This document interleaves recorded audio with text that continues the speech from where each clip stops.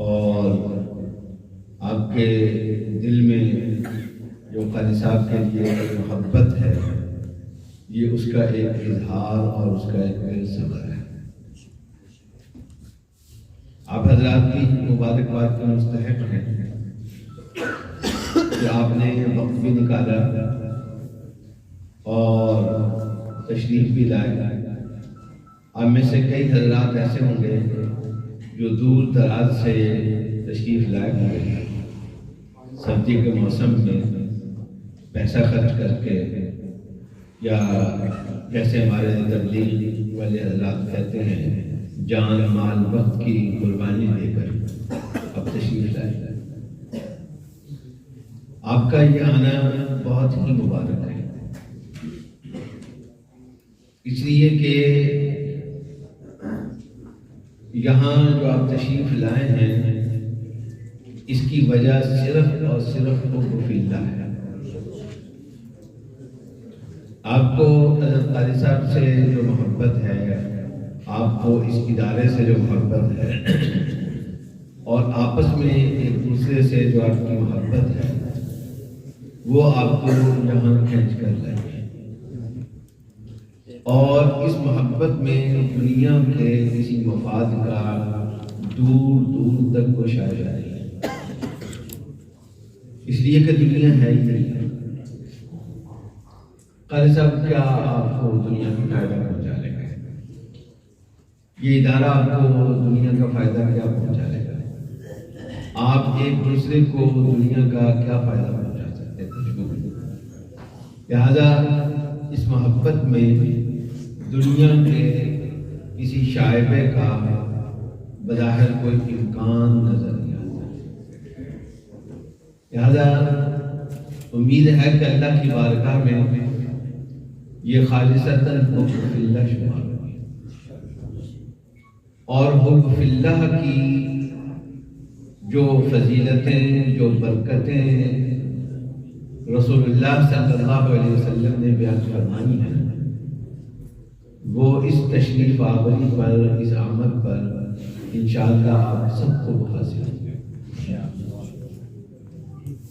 اللہ کے نبی صلی اللہ علیہ وسلم اللہ کا ارشاد نقل کرتے ہیں، وجبت محبتی للمتحابین فیہ والمتجالسین فیہ والمتزاورین فیہ والمتبادلین فیہ،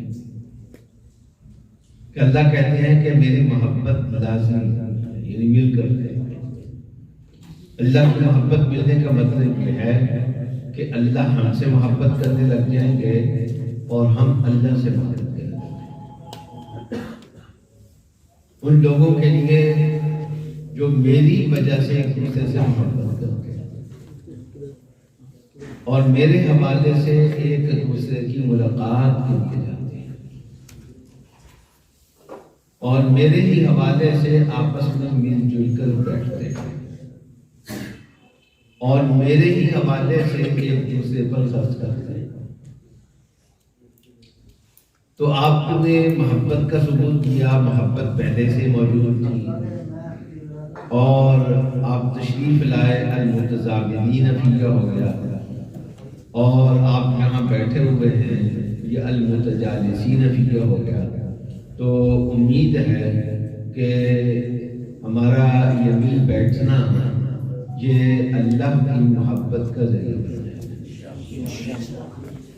اور اگر یہ چیز حاصل ہو جائے، بس اللہ اپنی بارگاہ میں اسے قبول فرما لے، تو پھر اس سے بڑی دولت اور اس سے بڑی نعمت کوئی اور نہیں ہو سکتی۔ آپ سب کے سب ماشاءاللہ دین کے کام سے منسلک ہیں، اور دین کے علم سے وابستہ ہے، سب نے دین کا علم حاصل کیا ہوا ہے۔ یہ اللہ تعالیٰ کی ایک بہت بڑی نعمت ہے۔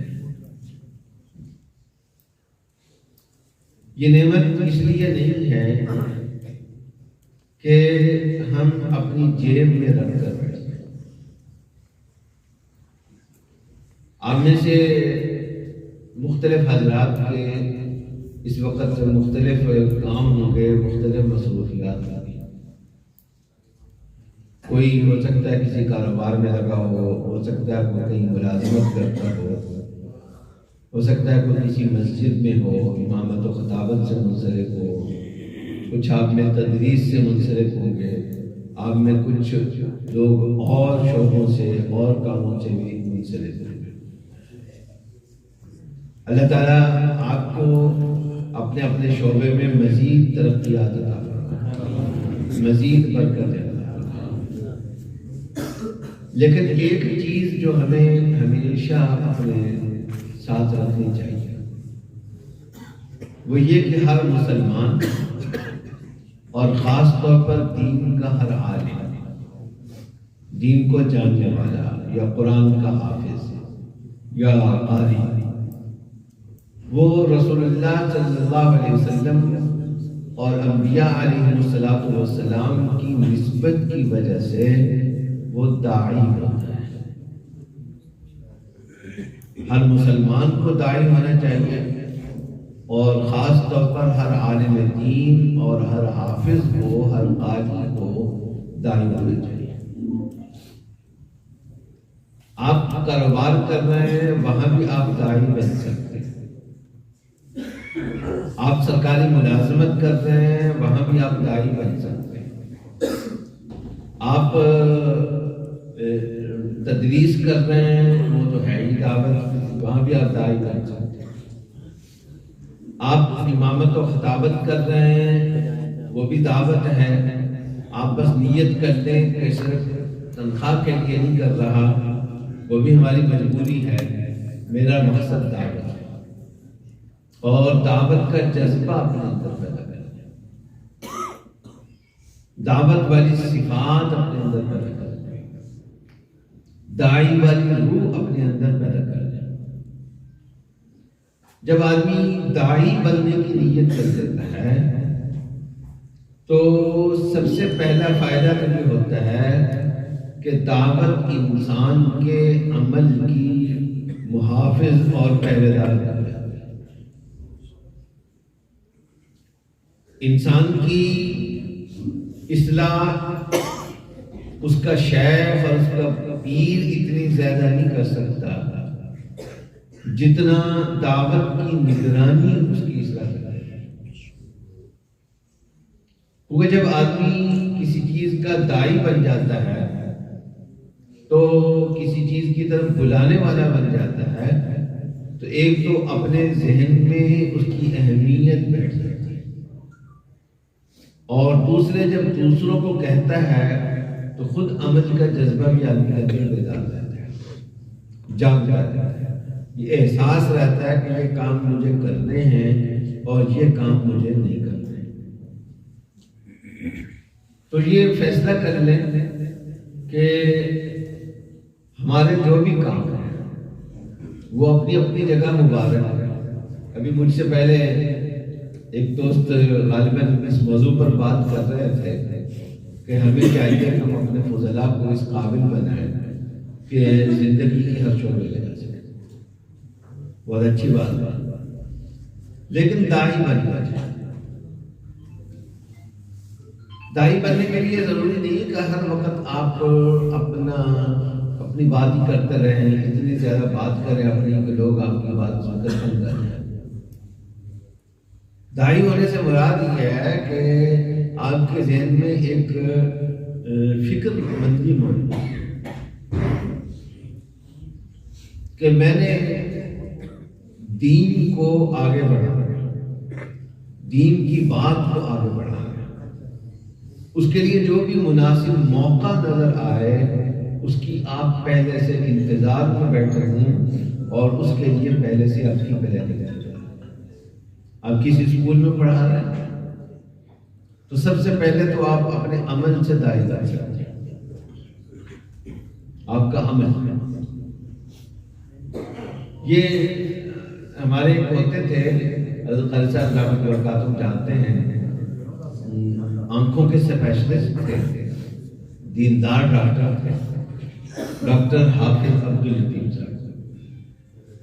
گوجرے میں پہلے ہوتے تھے، پھر فیصل آباد میں سول ہاسپٹل میں ان کی ٹرانسفر ہو گئی، پھر بعد میں وہ لاہور چلے گئے، لاہور ہی سے بات۔ تو یہاں سول ہاسپٹل میں تھے، اس زمانے میں آنکھوں کا معائنہ کرانے کے لیے گیا اور صبح صبح پہنچ گیا ڈاکٹروں کے آنے کے وقت سے پہلے اور پرچی لے لی۔ تو کچھ خواتین پرچی لے کر بیٹھی ہوئی تھی، ڈاکٹروں کے انتظار میں، زیادہ کسی نے کسی کو دکھانا تھا، کسی نے کسی کو دکھانا تھا۔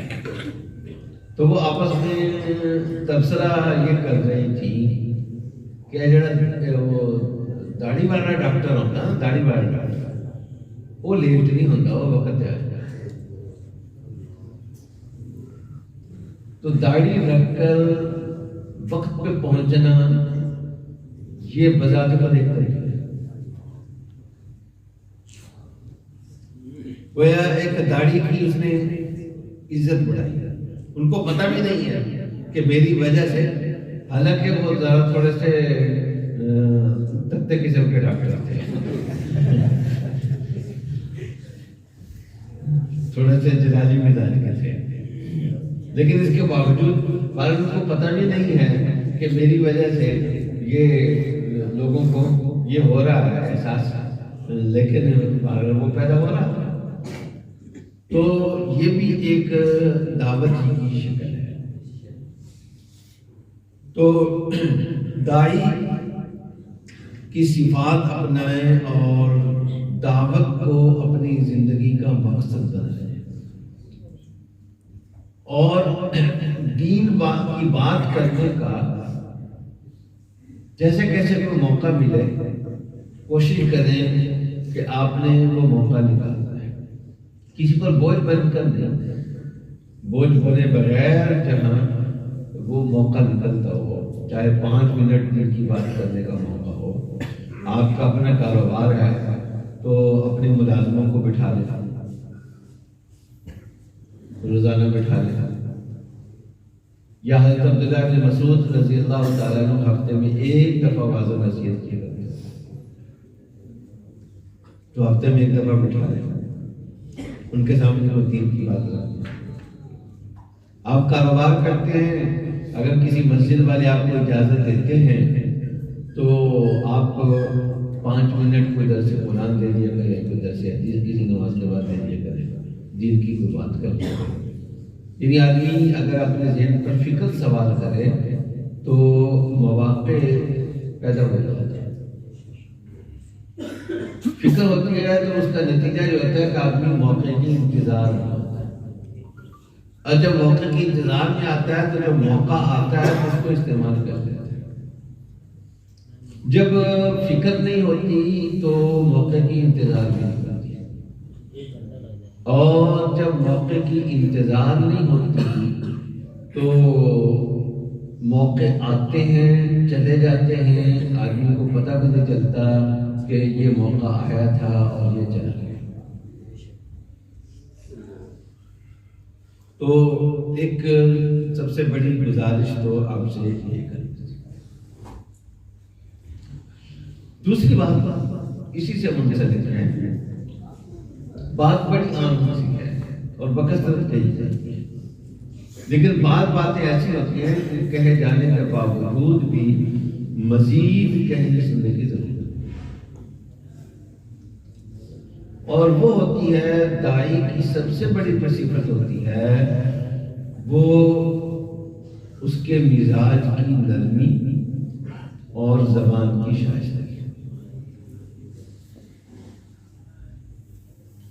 ہمارے شیخ حضرت مولانا مسیح اللہ خان صاحب رحمہ اللہ حضرت تھانوی رحمہ اللہ کے اہم خلفاء میں سے تھے، ہم ان سے خط و کتابت بھی کیا کرتے تھے۔ تو عام طور پر ان کا طریقہ یہ ہوتا تھا کہ کوئی ان سے نصیحت کی درخواست کرتا تھا تو بہت مختصر لیکن جامع معنی لفظوں میں نصیحت کیا کرتے تھے۔ تو ان کی اسی طرح کی ایک نصیحت چھپی ہوئی بھی موجود ہے، چند الفاظ ہیں اس میں، بس اس کا آغاز جو ہے وہ اس سے ہے کہ حسن اخلاق۔ آگے جو حسن اخلاق کی انہوں نے تشریح کی ہے، حسن اخلاق میں بے شمار چیزیں آ جاتی ہیں، لیکن انہوں نے حسن اخلاق میں عطف بیان کے طور پر دو چیزیں ذکر کی،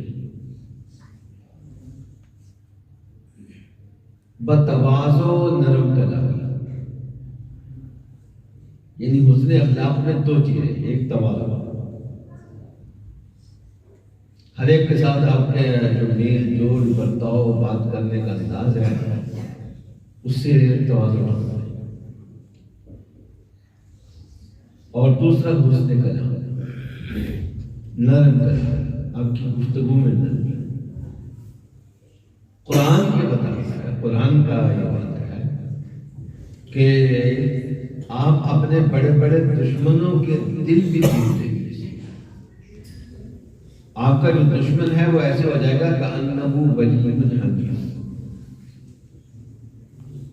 اور رسول اللہ صلی اللہ علیہ وسلم کا یہ ارشاد مبارک ہے کہ جس کو نرمی مل گئی اس کو سمجھو ہر خیر مل گئی، اور اللہ کی نوازشات جتنی نرمی پر آتی ہیں کسی اور چیز پر نہیں آتی، اور یہ فرمایا کہ جو نرمی سے محروم ہو گیا سمجھو وہ ہر خیر سے محروم، خیر کے دروازے بند ہو گئے، اور یہ اتنی اہم صفت ہے کہ رسول اللہ صلی اللہ علیہ وسلم نے اپنے صحابہ کی ازواج مطہرات کی تربیت میں اس کو بطور خاص ملحوظ رکھا ہے۔ آپ نے مشہور واقعہ پڑھا کہ ایک دفعہ ایک یہودی رسول اللہ صلی اللہ علیہ وسلم کے پاس آیا اور آ کر سلام کیا، لیکن سلام کیسے کیا؟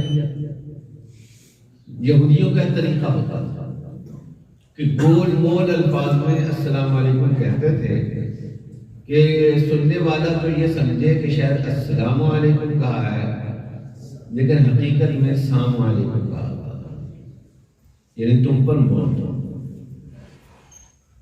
یہ بڑی جرت تھی، بے باکی تھی، گستاخی تھی، بدتمیزی تھی، بد تہذیبی تھی، جو بھی کہہ رہے تھے۔ رسول اللہ صلی اللہ علیہ وسلم نے اس کا جواب بھی دیا، اور بڑا خوبصورت جواب دیا کہ جواب میں وعلیکم السلام کہنے کے بجائے یہ کہا وعلیکم میں کیا وہ واقعہ ہے، علیکم جو ہے وہ خبر مقدم ہے، اور مبتدا وہی چیز ہے جو اس نے کہی۔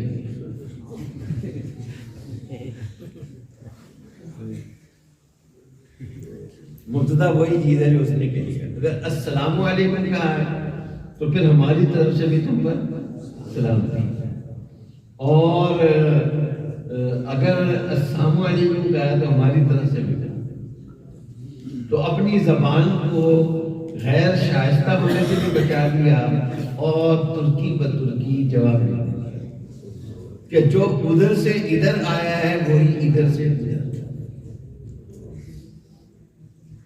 لیکن ام المؤمنین حضرت عائشہ رضی اللہ تعالیٰ عنہ کو اس پر غصہ آ گیا، اور بنتا تھا غصہ۔ انہوں نے کہا تم پر موت ہو اور اللہ کی لعنت ہو اور اللہ کا غضب ہو، پھٹکار ہو، اے بندروں اور خنزیروں کی اولاد،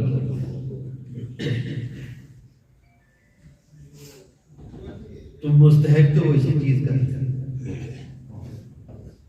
اور ان کے آباء و اجداد کو بندر اور خنزیر بنایا بھی گیا تھا، قرآن میں آتا ہے۔ لیکن رسول اللہ صلی اللہ علیہ وسلم نے اس کی بدتمیزی کو دوسرا نمبر دیا، اور حضرت عائشہ رضی اللہ تعالیٰ عنہ کی تربیت کو پہلا نمبر دیا، اور یہ فرمایا کہ محلن یا عائشہ، ہاتھ تھوڑا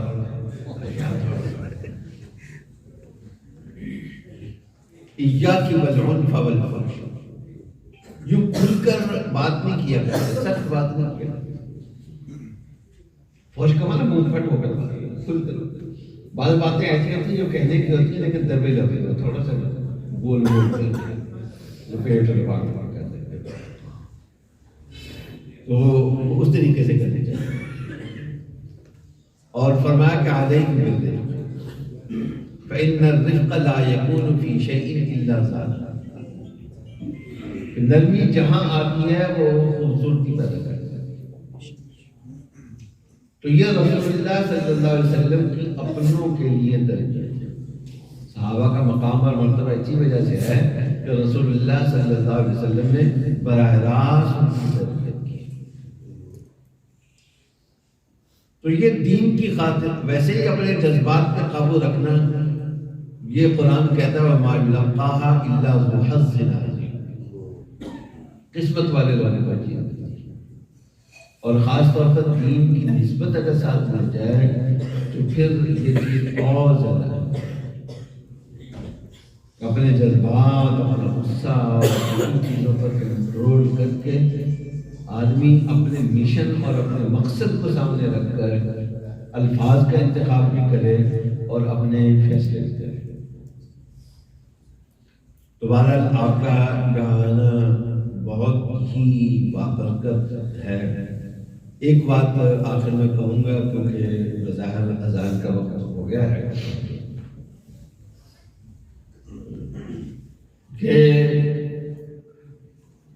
جس ادارے سے آپ نے فیض حاصل کیا ہے اس کو یاد بھی رکھنا چاہیے اور اس کی فکر بھی رکھنا چاہیے۔ یہ بات قاری صاحب نے نا مجھے نہیں کہی، نہ ہی میں قاری صاحب سے کوئی فیس کوئی کمیشن نہیں دوں گا،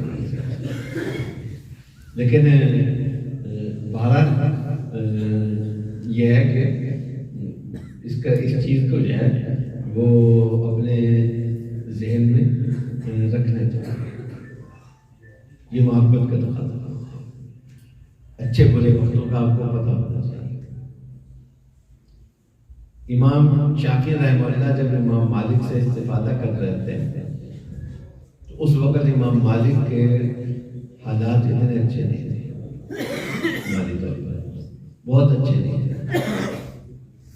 بعد میں امام شافعی رحمہ اللہ، امام مالک رحمہ اللہ پر بہت زیادہ خوشحالی ہے،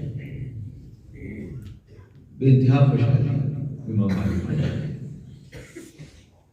تو امام شافعی رحمہ اللہ مستقل سفر کر کے اپنے استاد کو دیکھنے گئے کہ حالات بدل گئے ہیں تو اب دیکھتے رہیں گے اب کیسے ہمارے استاد۔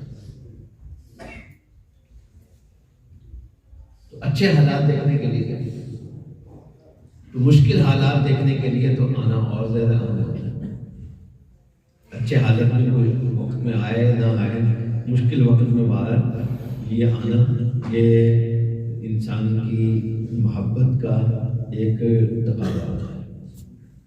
تو آپ نے جہاں سے فیض حاصل کیا ہے اس کو اپنی دعا میں بھی یاد رکھنا چاہیے، اپنی فکر مندی میں بھی شامل کر لینا چاہیے۔ اللہ تعالیٰ تمام دینی اداروں کو برکات بھی عطا فرمائے، ان کے کام میں بھی برکت عطا فرمائے، اور ان کی راہ میں جتنی مشکلات ہیں اللہ تعالیٰ ان مشکلات کا ازالہ فرمائے۔